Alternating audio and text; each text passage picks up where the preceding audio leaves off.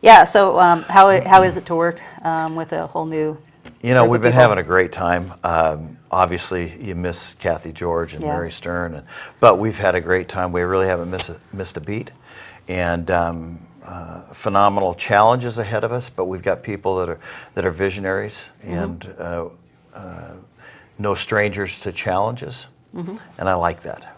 What do you see, without specifics, just generally, what do you see in each of them that's going to add to our county?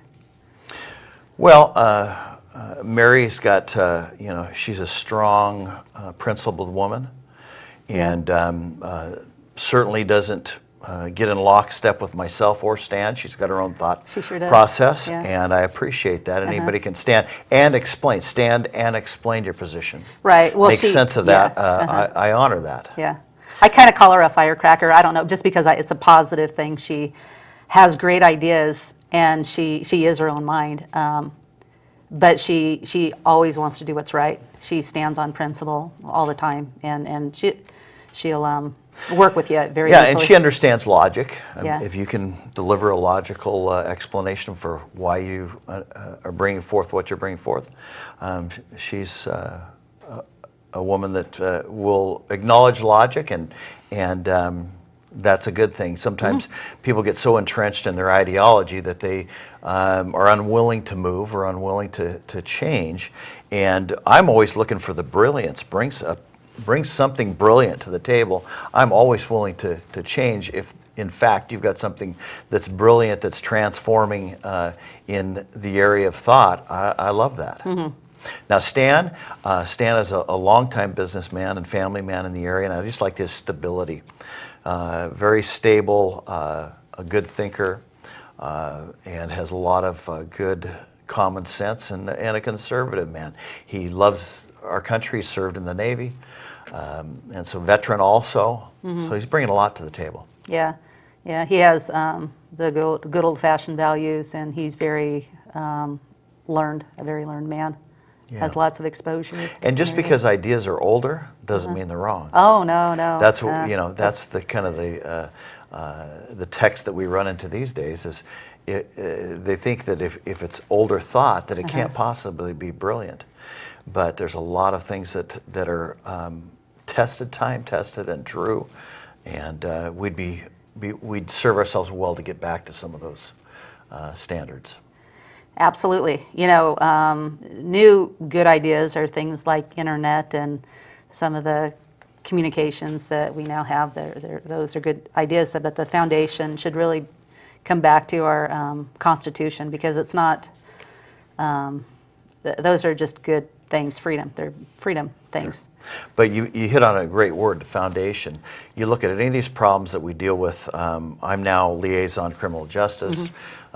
Because of Mary Stern leaving, I took that position and shifted Stan over Public Works.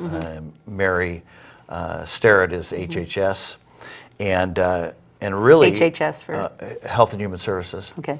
And really, what the basis of the whole thing is back to the foundation. What are the foundations? And really, our country is suffering because the foundations have been weakened.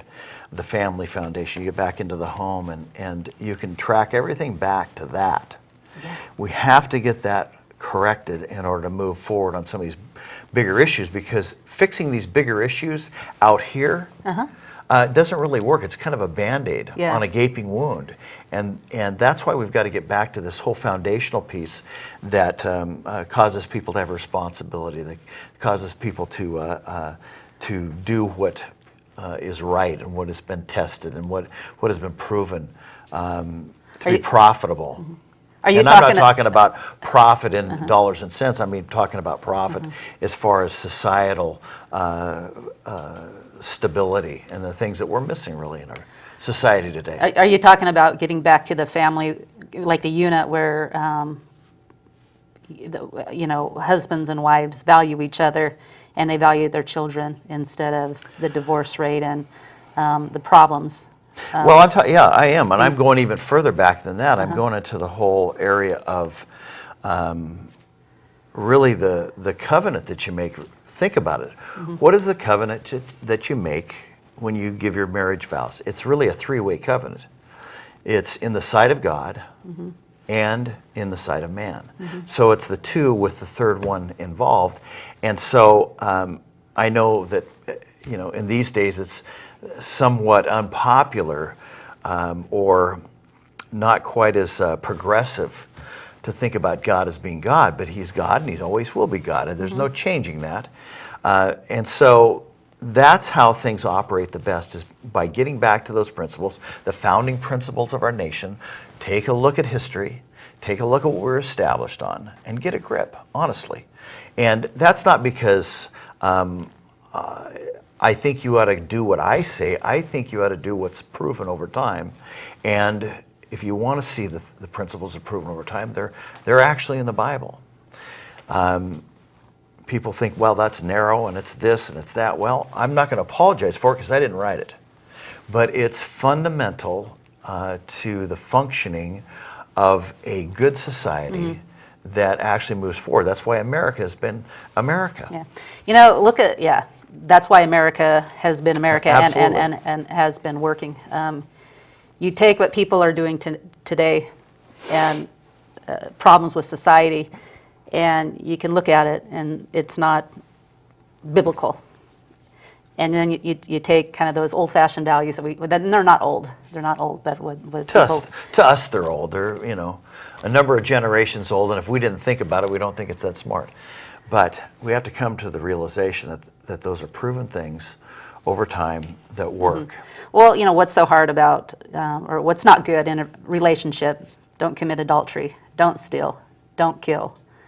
I guess killing is now a controversial one too. But the 10 Commandments aren't that hard. Right. They weren't the 10 suggestions. Yeah. They're really the 10 Commandments, and honestly, all of us have violated them. How about that? All of us have violated somewhere along the line the 10 Commandments. I know we're talking about the commission, but you can't separate the two. Yeah. Because if you really even study that piece out, there's really no separation, church and state, and that whole controversy was kind of a lie repeated over time and got traction. Yeah. So that's right. Yeah, through the liberal press and everything like that.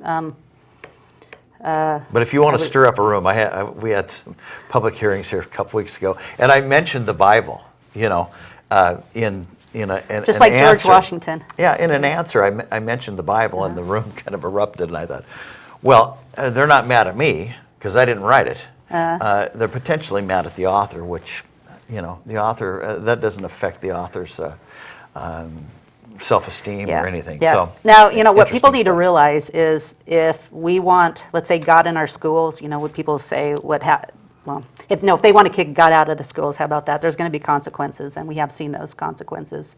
Obviously through violence, and test scores have gone down.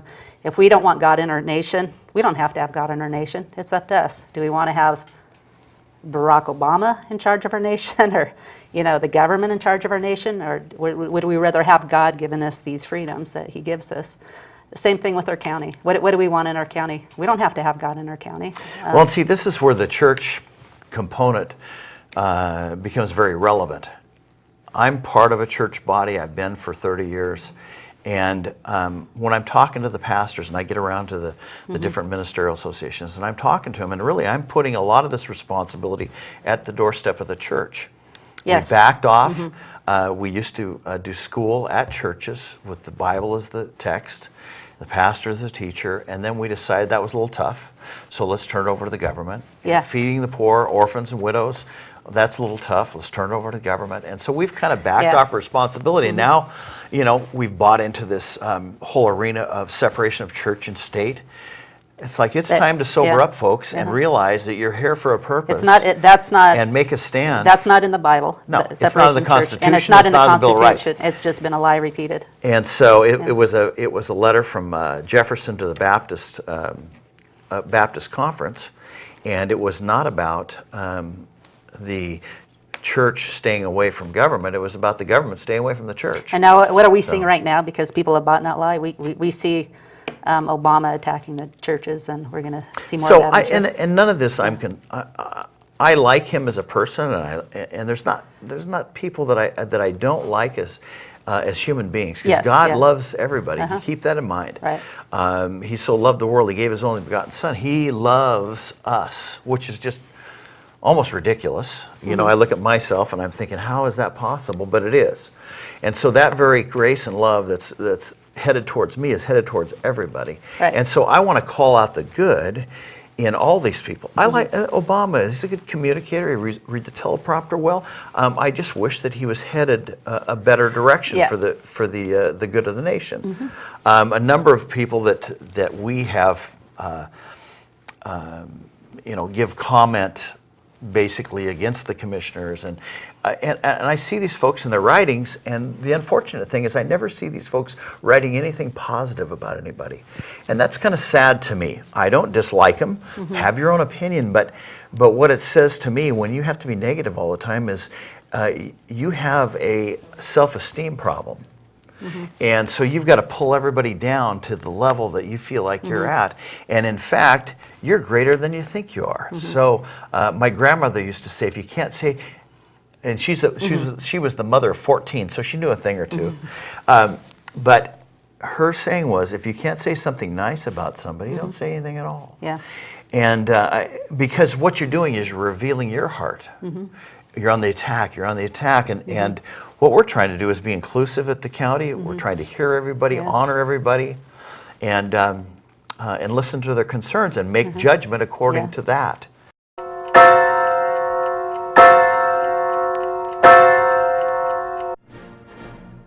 There aren't too many outlets where you can hear in-depth spiritual issues alongside conservative politics, where we can make a difference to those around us and our country.